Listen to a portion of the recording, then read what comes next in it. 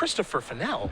Yeah, Chris Fennell's playing a 4-color deck, everything but black, and he's doing this on the back of the fact that he opened 8 different non-basic lands, so half of his mana pool taps for more than 1 color. Even running a banner on top of that, and with that, he has gone for the best of the best in the cards he's chosen to play. You see things like Herald of Anafenza in the deck, rares such as Jeering Instigator, and it really comes in the gold part of it. You have Abzan Guides in the deck, Avalanche Tusker, High Spire Mantis, Ponyback Brigade, Surrak Dragonclaw, all being run. His opponent is Kassis, a legacy aficionado from the Syracuse, New York area, excuse me. Ely off to a really nice start here, starting at 3-0, but he can play any type of Magic. He's a very, very skilled player, so he's going to start off here with an Anabonkin. So he's going to get to the board very quickly, and I know you like those 2-drops for 2. Yeah. Get the things started off very quickly. Well, I like them in that they put a lot of pressure on your opponent. If you're the kind of deck that can make them transition into the late game, as well as put a lot of early clock on someone, I really like it. Bonkin, I think, is a poster child for what I would want my 2-drop to do. Now, Jeering Instigator is going to come face up here. A lot of the times you expect to see that get played face down. You blow them out with a threatened effect. You know, you unmorph, you take their creature, you attack them with it, maybe you try to block, who knows. But Chris is very clearly saying, I do not want to get beaten down this game. He's going to trade right away. And for the Bonkin, if that's the best that the Bonkin does, just trading with Jeering Instigator, I think if you're Chris, you're actually probably happy with that exchange. If you're the control deck in a matchup, Jeering Instigator is not that great of a morph. It only actually steals a creature when you flip it up on your turn, so you can't, do the Ray of Command trick where you make your opponent's creatures attack into each other. So it's basically just a 2-power creature here, and Chris treats it like that. It's fine to have it trade with Bonkin. Mardu Skull Hunter is what Kassis did play after attacking, so Fennell did have to discard. And you can tell exactly how Chris is playing this game. He's blocking immediately. He's not wasting any time. As you mentioned, he's the control deck here. Yeah, well, look at the number of colors that they have. Ailey just played last turn his 3rd color in that dual land of Blossoming Sands, whereas Chris already has 4 colors online. Also, he's a little light on lands, meaning he really can't afford to get behind on the board. Yeah, he did not play a 4th land. You saw Kassis last turn play a copy of Unyielding Krumar. Debilitating Injury is going to take care of that morph. Looks to be a Ponyback Brigade, so that's gone. In comes the Krumar for 3. Fennell's going to go down to 18. He's got to find some lands here, as Kassis, not the big follow-up I think he was looking for there with the 0-4, but it's better than nothing as he passes the turn back. Yeah, he's got to know what he's up against. You have already seen an Abomination of Gadul and a Ponyback Brigade out of Chris Fennell. Well, that's all 5 colors right now. So the morphs, everything's on the table. The big thing, too, is if you know Chris, and I've known Chris for a very, very long time, played a lot of side-limited drafts against him, as Kassis is going to delve here. He's also going to activate the Outlast. Chris loves a good 5-color deck. So I'm sure when he opened his pool and he saw that he had 5 colors of mana, some great cards across all 5 colors, and all of those dual lands to make the mana base work. Sure, he hasn't drawn very many lands this game, but this is the kind of pool I think that Chris would want to open up for this particular tournament. He loves playing a bunch of different colors, a bunch of powerful cards, and as long as his mana works, he's in the driver's seat. Yeah, still stuck on 3. He does have a High Spire Mantis right now in his hand, so once he hits a 4th land, he'll be able to at least trade with that Sultai Scavenger. But right now he's taking 6 a turn. This is not a good spot for Fennell. Yeah, Disowned Ancestor right now, it's just a 1/5. It's got the Outlast counter on it. Of course, the Outlast activate is a colorless and a black, so that'll take 2 mana every turn there for Kassis, but he can slowly, while attacking these other threats, build another one. That's not a terrible spot to be in. You're right. The Disowned Ancestor will become a problem down the road if the game lasts that long. Chris is in a tight enough spot where he's just going to ignore that card for the time being. But yeah, if Chris does stabilize from 9 here, there's going to be a pretty large creature on the other side. Fennell will draw a card, does miss his land drop again for this turn, so he did not pick up one. Yeah, he picked up a banner, but I think it may just be too late. Yeah, banner's so awkward right now because you want the mana, but you have to pay quite a bit for the mana right now as Chris is being beaten down by that Krumar. It's actually very similar to a tap land right now, in which that was the unfortunate part about Chris getting stuck on 3s, that half the lands in his deck are tap lands. So there's a good chance even if he hit his land, he wouldn't be able to do anything with it this turn. It's interesting, right? Because for Chris, his mana in theory is great. You know, he's got all these lands, and I got all these, I've got all my colors. I can do whatever I want to, but those lands come into play tapped. And so, as you mentioned, he's got 7 more lands that he can draw that come into play tapped. So even if he drew a land, the chances of it coming into play tapped are very high, where he wouldn't even really get to do anything. And now he's just got to hard cast a mana in the banner before passing the turn back. Yeah. his colors are great. His mana is okay. Having half your lands come into play tapped isn't without cost. And with the way Chris has built his deck, he doesn't have too many cheap tricks or cheap removal spells, really. So he's just going to jam a bunch of morphs and maybe a leaping master or two in the early game and hope that that's good enough to stop any aggro deck. I think a lot of the games that Chris will play over the course of this weekend, we don't know how many times we're going to see him outside of this match. The exchange that we saw in the opening turns of the game, right? Jeering Instigator face up, block immediately. Don't even think twice. Play a morph, block immediately. That's the kind of game he wants to play. Because if he gets to the late game, he can overpower his opponent. But I don't think that Kassis has any interest in getting there. And now he's attacking now with all of his creatures. The Disowned Ancestor can't be blocked profitably. There are no profitable blocks here for Chris. And truthfully, in this particular format, you can correct me if I'm wrong, one mana tricks really don't exist. There's Defiant Strike. That's really about it. Defiant Strike rarely changes the outcome of a combat.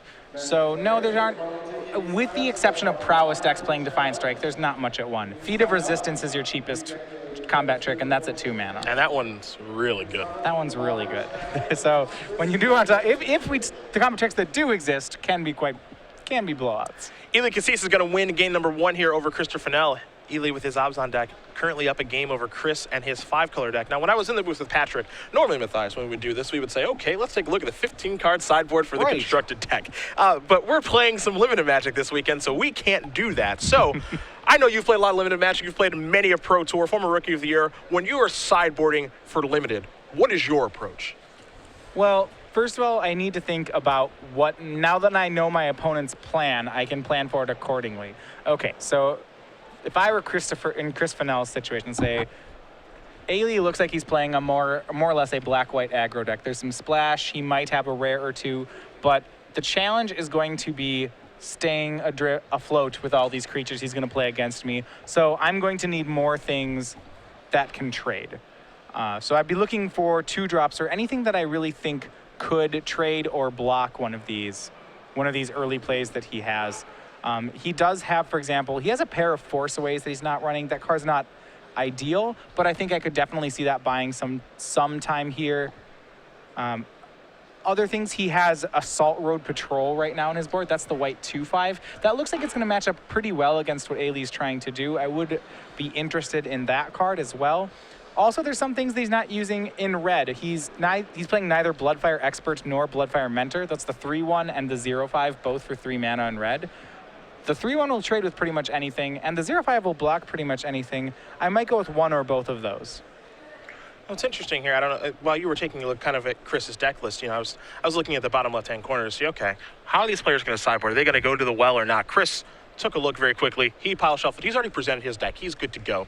I think the thought process here is, 1, I didn't really get to do anything that game, and 2, what are the cards that he saw? He saw a couple of creatures that, creatures that, those aren't bombs. He's not really going to sideboard a ton.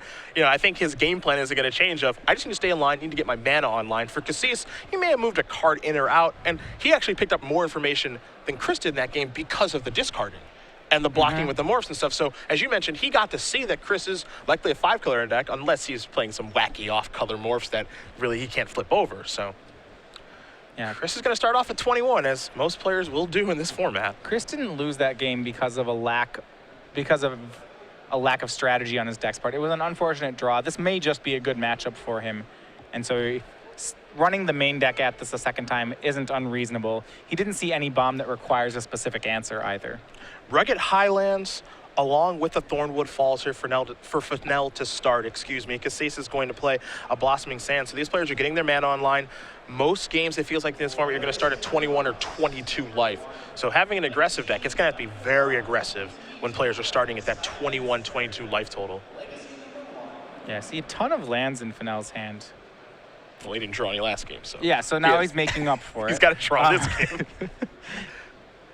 His hand is a little pressure light. He does have a Teamer Charm. That can function as a mana leak here. See, he puts up the mana for it. It's always strange when you see a player in this particular format play a 3rd land untapped and just say, yeah, it's your turn.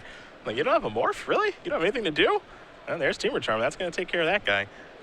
Yeah. So Chris is probably going to Teamer Charm anything that Ailey played that turn. Yeah, if it's a morph, I think if it's actually anything. Now, it was a Caribou Bloodsucker, which looks to be a pretty good card in this format that he took care of with the Charm. But I agree with you. I think he's almost countering anything at that I point. suppose he wouldn't counter a banner, but that's about it. How dare you?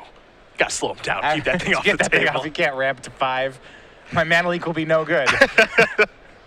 There is the Disowned Ancestor yet again. So gonna work his way up via Outlast as Fennell is just gonna pass the turn back again. So one thing you do have to know is there are a lot of tricks that are available in this format, and when you're sitting across from one of the best limited players in the entire world, even though they have 5 lands, you have to imagine they're up to something. As here's the Anak Bondken again. Well, Sigurd, I think what Chris is up to is getting really flooded. I think he has 1 card in his non-land card, and that was the Sirach Dragonclaw he played. That's a good one to have. It's a good one to have. Yeah. It's not going to hold its own against Ailey's team, though. It's going to need backup. A Dragonclaw is a very, very large monster, and it's coming across for 6, I believe, in just a minute. Now, let's not forget other creatures you can draw trample, not this one. Very reminiscent of Nylea, God of the Hunt. Mm-hmm. Yeah, and it's going to crash here. Ailey does have a lot of toughness, and because he has these Outlast creatures with Anak Bondken, one of the ways he can answer this is by making a first strike wall with his creatures. But that's going to be problematic based on the Herald of Anafenza in Chris's hand. Well, Chris is taking a long look at his Dragonclaw here. You saw him play a Flooded Strand. I think he may be thinking, can I play my creatures as With though flash? they have flash? Yeah. Yeah, and you can't. Yep. It's not a Yeva or a Teferi. Yeah. And, the interesting thing there is, maybe that's a misstep, maybe it's not. But I think Chris may have thought that he could do that, and he might be learning right now, like many of us are at home and sometimes here in the booth, that, okay, maybe that's not the way I thought that worked exactly. It's a good time to learn that now instead of maybe at the Pro Tour next weekend for him. Yeah, and Ailey's just he's okay with the race here right now. You see he plays Mardu Skull Hunter and just continues to swing his own creatures back. Chris is going to sacrifice his Flooded Strand. It's going to go down to 19 here.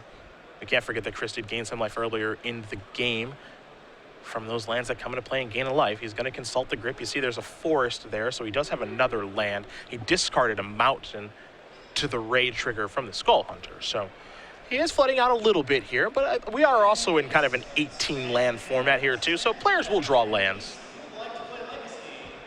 Let's see what this is going to be from Kassis. It's going to be a copy of Abzan Charm. Okay. So bye-bye Sirach Dragonclaw. And now Fennell's going to play the Herald of Anafenza, which you mentioned he had last turn. So again, maybe he thought he could play it with Flash when he could not.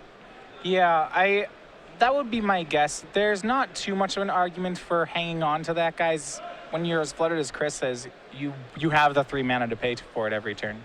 It's a Despise, and Chris is going to show you 3 lands, a Frontier Bivouac, a Forest, and a Mountain. So he is flooding very badly. We're going to see exactly how powerful Herald of Defense is in this game right now. Yeah. He's got nothing else. Well, I don't even know if we're going to get to see that. I believe Ailey may have had that last card be a debilitating injury. Jeez. He's tapping 2. Let's make it 5. Is it time for the Bloodflies? It is time for a swarm of Bloodflies. All right. 5 mana 2/2. We'll get 2 counters on that thing. And whenever a creature dies, Swarming Bloodfly is going to get a +1/+1 counter. We have seen cards like this in the past, like Algae Girl. Yep, there's a whole cycle. Algae Gariel. There was a one like this, actually a black one, which had flying. It was a Undead Scavenger. Yeah, something like that. We've seen cycles like this before. What happens with cards like this is they are small to begin. Like their mana cost outweighs their power and toughness. But with, you have a trade happen with a creature, I think it becomes a 4/4 right away. And then it's a real threat, and then things get really, really ugly, so. Yeah, this one enters the battlefield with flying, so it has that going for it. And also the fact that, remember, 1/1 counters aren't just 1/1 counters in this set. They have a lot of synergy with, Abzan Battle Priest or something like that. I suppose right now, that thing has first strike. It does have first strike. Because the Bondkin is in play. The coolest thing I've seen with it is I saw someone play the rare Retribution of the Ancients with it. Lets you remove 1/1 counters from a creature to give a creature -X/-X. Oh. Yeah. That's a neat That's combo. really good with it. I was like, oh, that's okay. All the 1 toughness creatures are just going to die. Okay, I get it.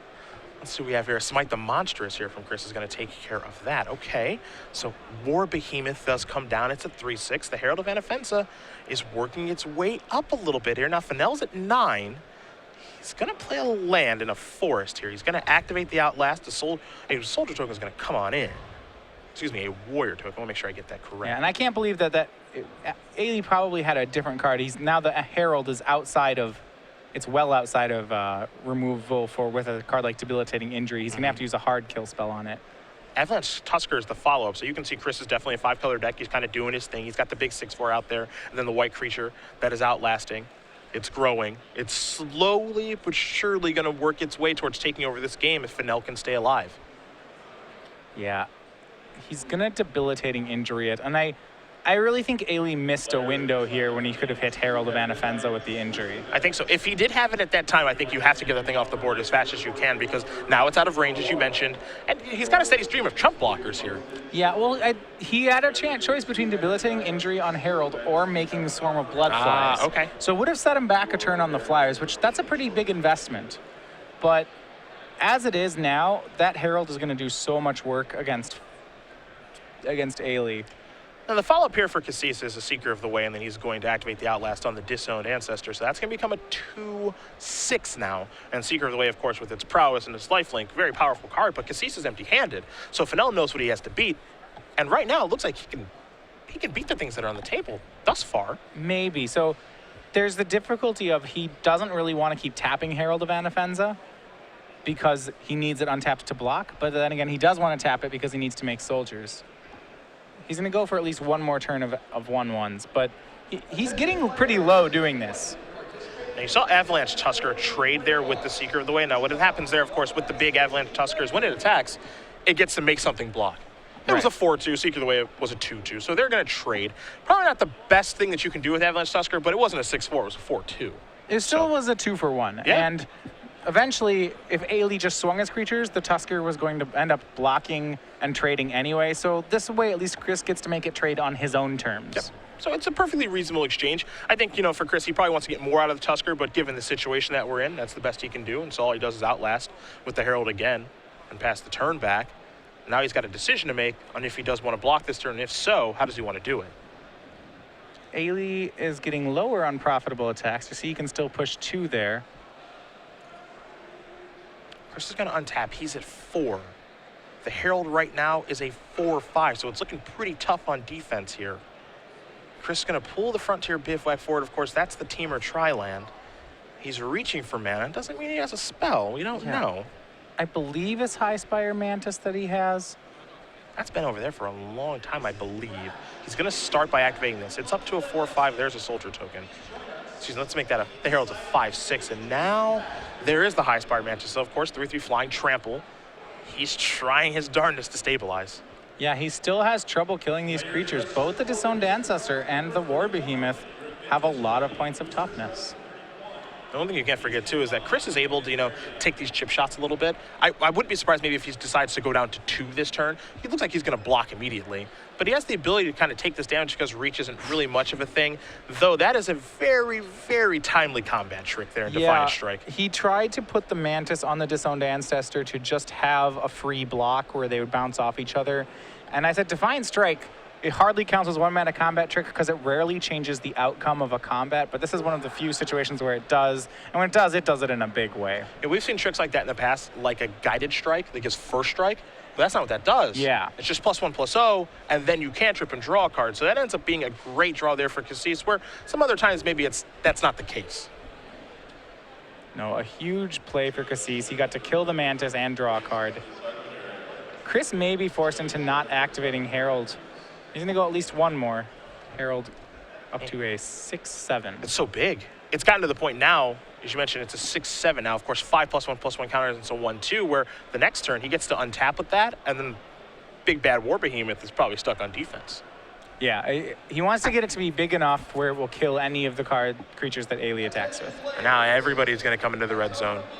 I really like this attack from Ailey. I think this is exactly the time he wants to do it. Because this stops Herald of Anafenza from mattering. The entire time that Mardu Skullhunter has been hanging out, but Chris says, you get to draw a really good card. I get to draw one too, Burn away. There goes the Disowned Ancestor. Okay.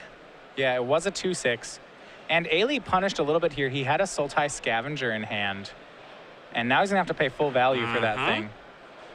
Now, this is interesting because I feel like that's something that's going to happen quite a few times. There is the Scavenger, and fortunately for Ailey, he does have the ability to pay full price for that. So Chris is going to have to find an answer for this now. But burn away inside of combat to remove your graveyard, it's going to be a blowout quite a few times in this format. Yeah, I mean, and the blowouts are tempered, right? Because, yeah, it meant Ailey had to pay full mana for it. I don't know whether he had another play that turn that he was giving up, but that secondary ability on Burn Away, especially I think against some of the more expensive cards, things like Treasure Cruise, will be quite good. We saw the Herald activate yet again. Chris is going to chump block the War Behemoth. The Scavenger's going to come across for 3. Fennell's down to 2. He needs to find an answer. He's got a very large Herald. He just needs to stop the flyer. Does he find anything that can help him when he's at 2 life?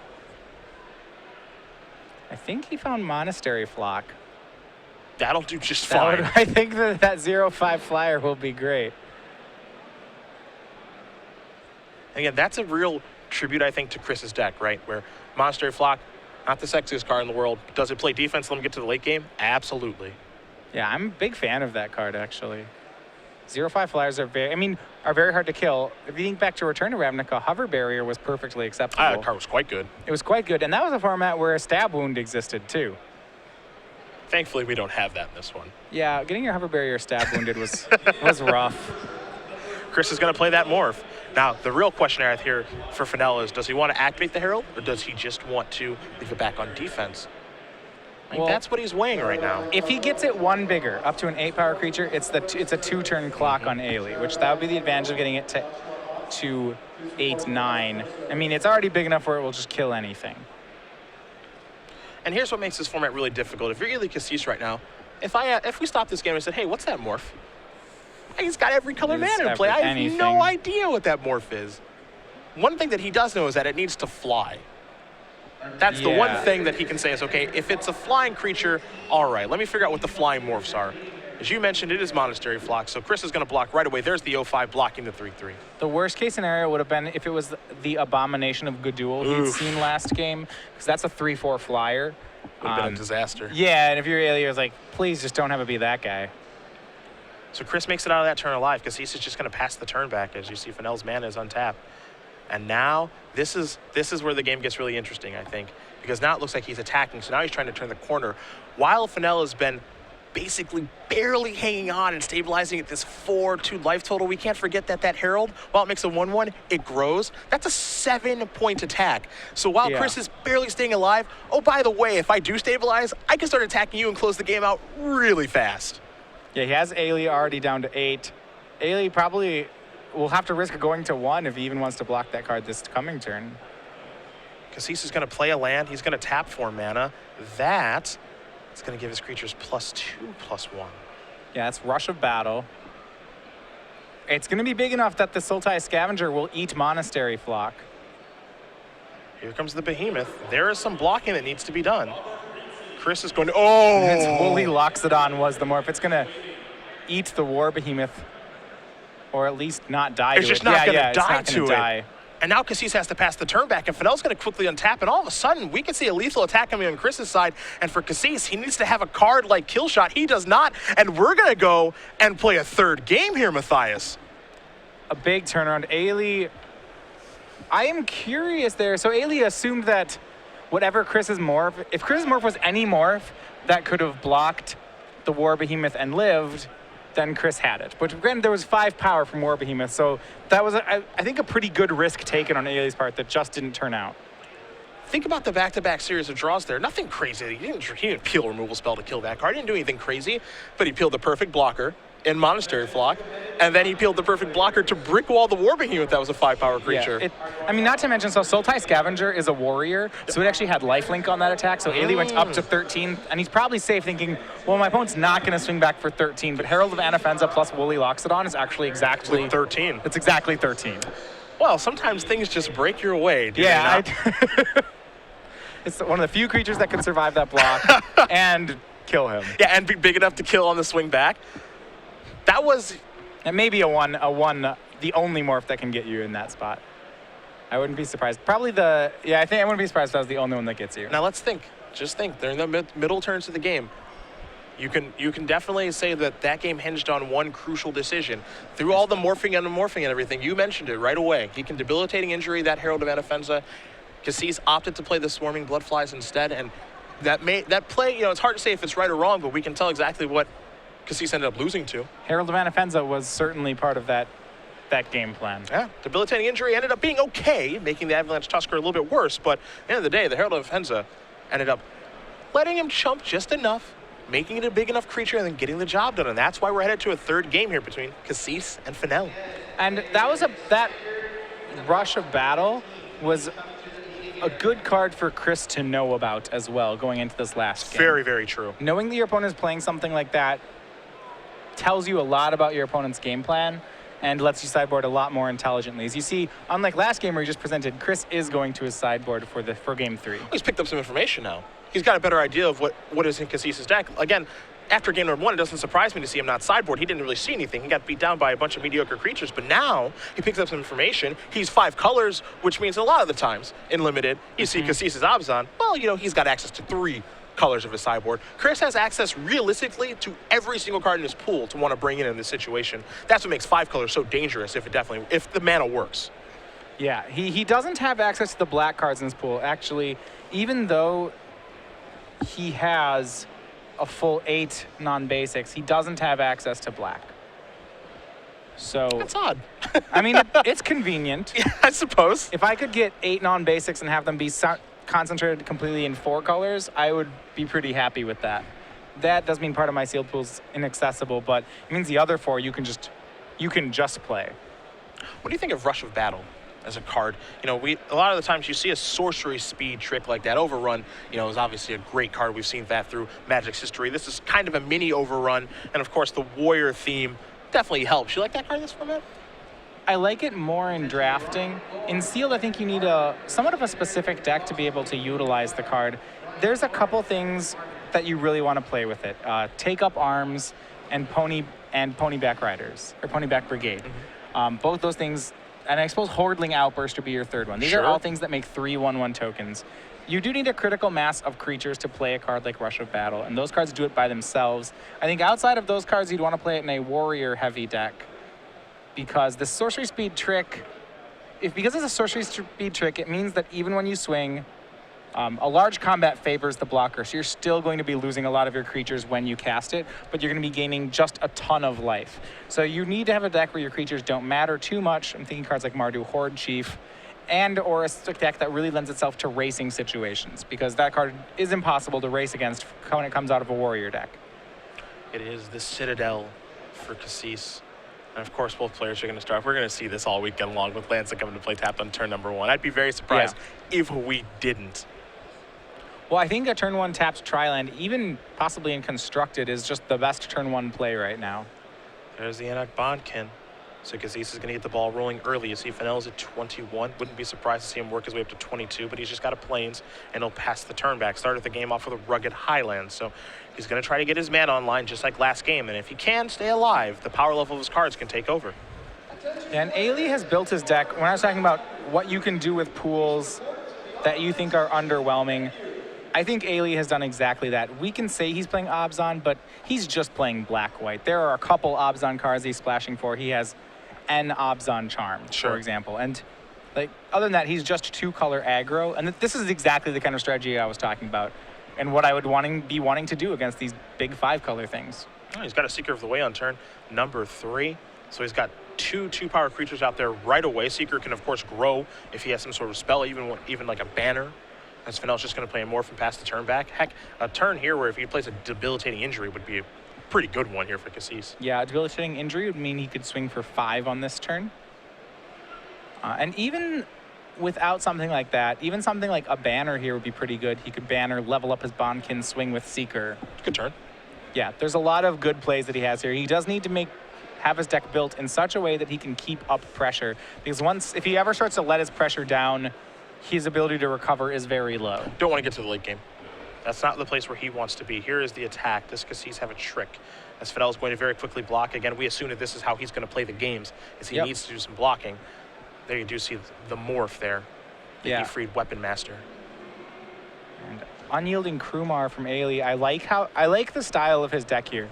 And this is exactly what I would want to be doing with a deck. I think it's a very valid way to be building decks in Sealed right now. Well, I think there's definitely a thought process where players are just going to try to play this morph on morph combat, and that might not be the way the games always play out.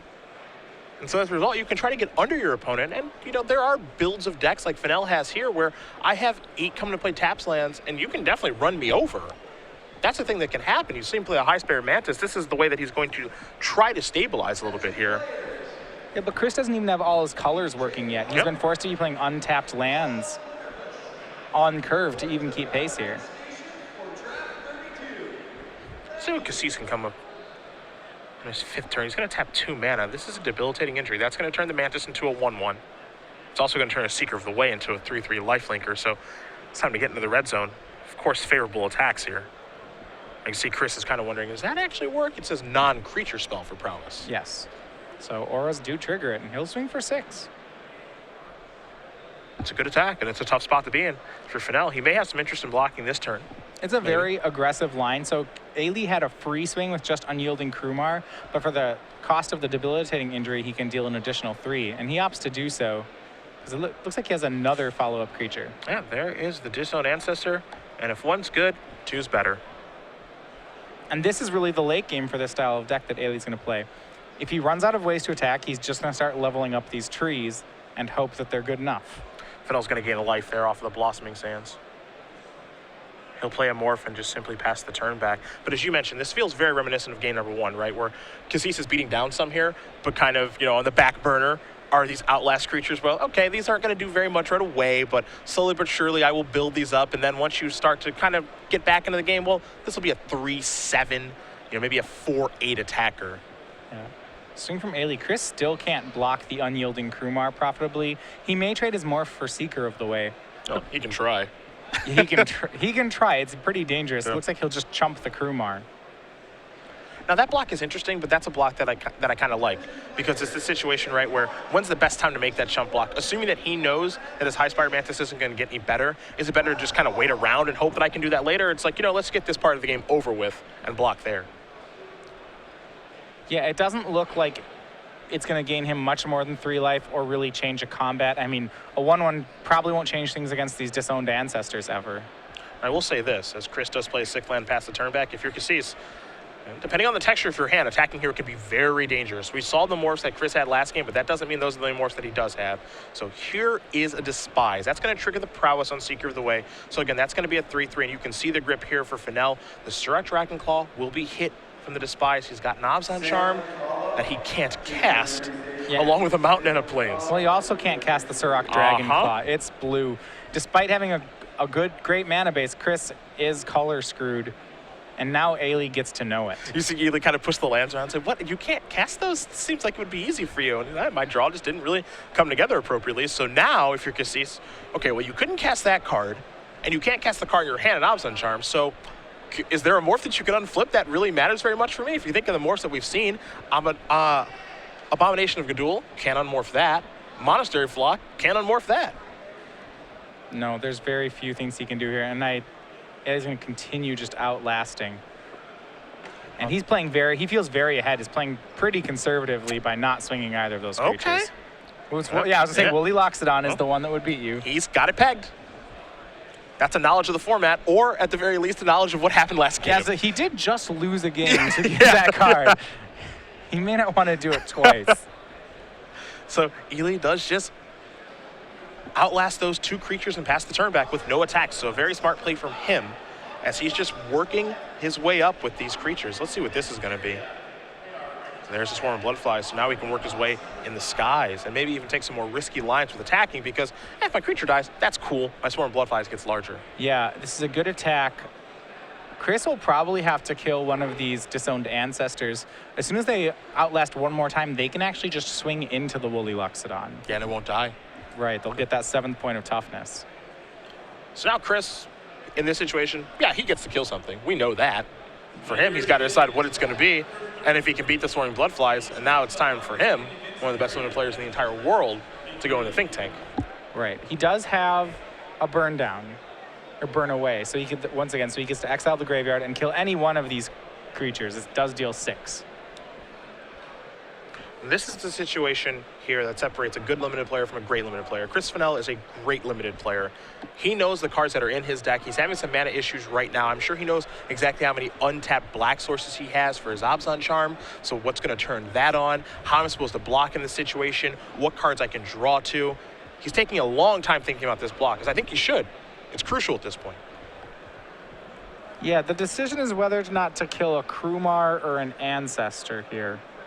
I think Seeker of the Way is going to come through every time. I think that one is never going to get blocked, so I can understand where he's coming from blocking the Disowned Ancestor. Yeah, there is a line where Ailey gets to activate, if he leaves it alive, where next turn he activates both Disowned Ancestors and then just makes them both 3/7s and starts bullying Chris with them. And I think Chris really wants to avoid that board state, so this seems like the correct block. Chris going to go through his hand. Just going to look at that burn away. Looks like he's going to cast it. Yeah, he will. So he's going to take down the Krumar. Take a look at this. Yeah, wishes he had the time. He's playing to his black mana outs here. By not killing the Storm of Bloodflies, he's letting Bloodflies get up to a 4/4, which means he's going to take 4 next turn on it. But if he draws a black mana source, now he's made the creature big enough where he can Abzan Charm to kill the Bloodflies. And I think all of his black mana sources come into play tapped and probably gain him a life.